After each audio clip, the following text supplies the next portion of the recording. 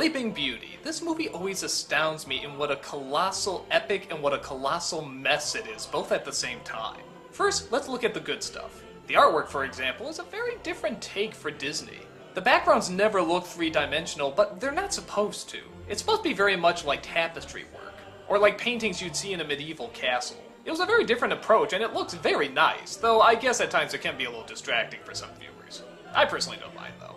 Let's also look at the side characters. The fairies are great. They have to hide the Princess Aurora for 16 years to keep her away from the evil of Maleficent, who again is friggin' great. I mean, one of the best villains. Top 3 easily. It's a villain that's evolved almost entirely from the voice acting and the animation. Because to be fair, her motivation's not very strong. She gets snubbed at a party, that's it. But the extremes she'll go to get revenge, now that's friggin' awesome. Before the sun sets on her 16th birthday, she shall prick her finger on the spindle of a spinning wheel and die. She's classy, she's despicable, she's quiet, she's loud, she's subtle, she's over the top. She's everything you want in a villain. She can wave her hand to make something move, or she can turn into a fire-breathing dragon. Friggin' awesome. The music is also fantastic, taken from one of the best-known ballets under the same name. It leads to some memorable songs as well as some great climax music. In fact, the climax itself is one of Disney's best. The energy, the animation, everything that goes into it is just fiery blaze.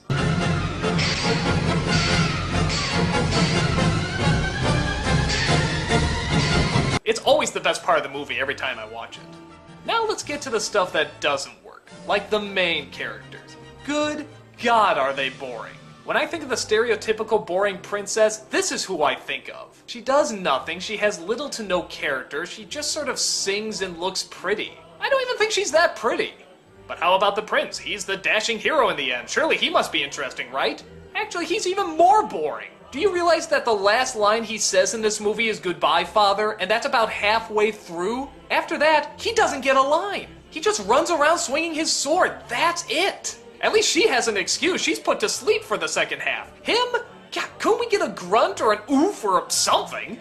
There's also a lot of filler in this movie, and maybe that's one of the reasons why the main characters are so bland. I think this movie really liked its side characters much more. Most of the time is spent with the fairies, the villains, the 2 kings. That really doesn't lead to anything. So really, it's a very unbalanced film.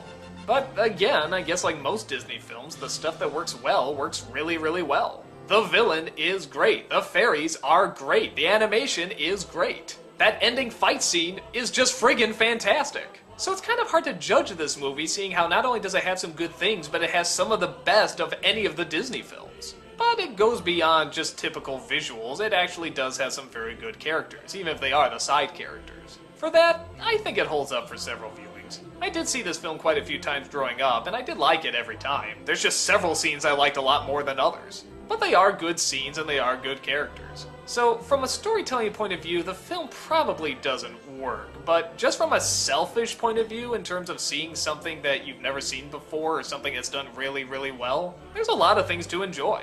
Even if it turns out on the whole you don't like the film, I still think it's worth looking at. The stuff that's impressive is still really impressive.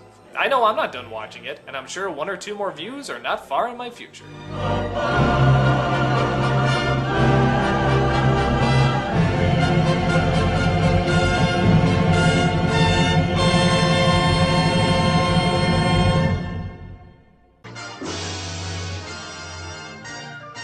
Well, I hope you like Dalmatians, or you're really not gonna like this movie.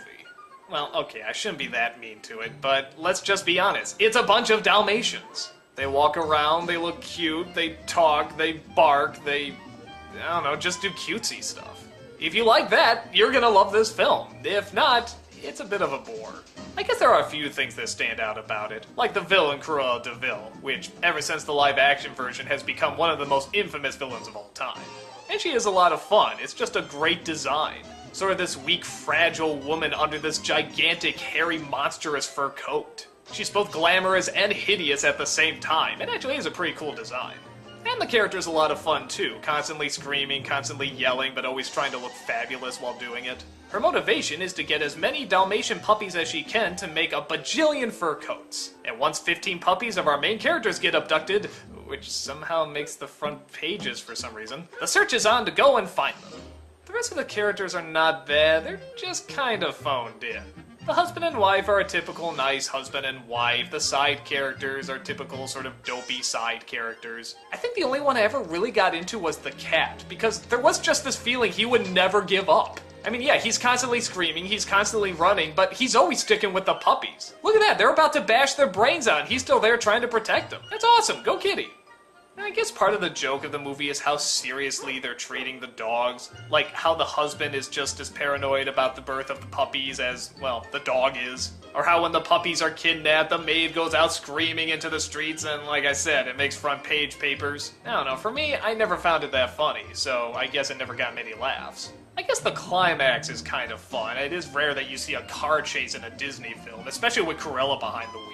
And I do enjoy how the car continues to get stripped down and almost starts to turn into just as big a monster as she is. But aside from that, I don't think it has the charm as something like Lady and the Tramp had, or even the animation for it.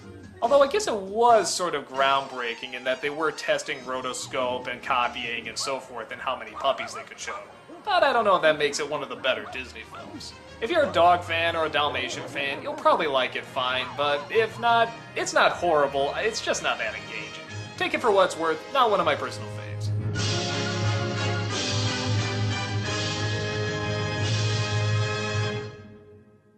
The Sword in the Stone. This is one of those movies I both really love and really hate at the same time. Well, maybe hate's too strong a word, but there's definitely an annoyance to it. Okay, let's talk about the good stuff. These are very memorable characters. Arthur is a naive, innocent boy, and Merlin is sort of this weird, eccentric wizard who's trying to teach him knowledge and wisdom. It's sort of nice having a film about Arthur that doesn't dive right into the sword battles and such, but instead into the philosophies of, well, being a good king. I like how we dive into the education, I like how we dive into him learning everything. But I guess here's my problem with it. That's exactly what it is. It's education and learning things. And it sort of goes at that pace. It's kind of like being in school, except you have an owl and Merlin teaching you stuff as opposed to your boring teachers. But with that said, that is kind of cool. But is that really what kids want to see when they go to watch a Disney film? For me as a kid, I did find myself watching it a lot. Maybe because there was such a laid-back tone to it. I mean, yeah, Arthur becomes a bird, he becomes a fish, he becomes a squirrel, and that's always great for kids. But nothing truly exciting happens until the last third when we get our villain, Mad Madam Mim. And even then, she's more of a side character than the main villain, though she is a lot of fun. And that wizard's duel, that whole scene was awesome. I used to watch that over and over when I was younger. It's creative, and it's just got some great slapstick. What's going on here? You big blimp! When I got older and I saw that the film was in the video store, I said, you know what? I do remember that movie leaving a big impact on me. Maybe I should watch it again. But when I saw it again, I actually found it a little more boring than I remember. The animation's not really spectacular, and neither's really the background. And I found it wasn't really learning that much. It's got its good scenes, but I don't know if it really gels as well as it wants it to. I think I admire more what it was trying to do than the final product. But with that said, I do like the relationship between Arthur and Merlin, and the side characters are a lot of fun too. Though, has anyone else noticed that the boy clearly went through puberty when he was doing this voice? But I've got to get back to the castle. They'll want me in the kitchen. He was a monster. The biggest fish I ever saw. There's literally a scene where they play 2 clips of his voice back to back, and they don't gel up. Listen. Oh, Sir Actor. Whoa, what? Whoa! It sounds like 2 different kids! But oh well. The film is a bit of a mixed bag, but I am glad I saw it when I was younger. And I guess I'm glad I saw it when I was older too. There's a lot of creativity, and like I said, I think it was kind of neat that they took this very laid-back tone. But sometimes I think it works to its disadvantage. I do like it, but I think a lot of that is more because of the nostalgia and the idea of it. It's hard to say whether or not the whole thing is worth recommending, but I will say if you do go see it, you'll definitely get 1 or 2 really creative and enjoyable moments. Minimum.